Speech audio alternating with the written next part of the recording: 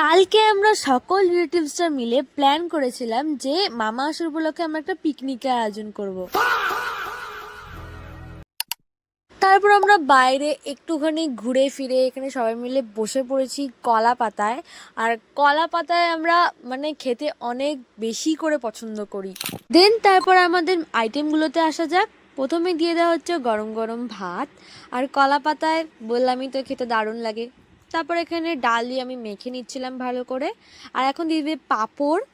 আর পাঁপড় খাওয়ার পরে আমি এখানে আর একটু ভাত নিয়ে নিয়েছিলাম, আর এখানে মাটনও দিয়ে দেওয়া হয়েছে, আমাদের মেন আইটেম, মেন ফোকাস।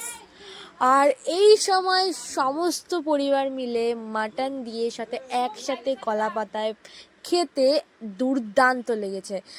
পিকনিকের যে রান্নার একটা আলাদাই টেস্ট হয়, সেই টেস্টটা আরও দ্বিগুণ বেড়ে গিয়েছে।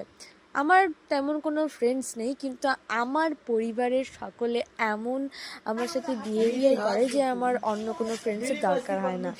এইভাবে আমাদের পিকনিকের পর শেষ করে দেন আমরা একটু আনন্দ করে নিয়েছি। তোমাদের সাথে দেখা হচ্ছে আমার পরের ব্লগে।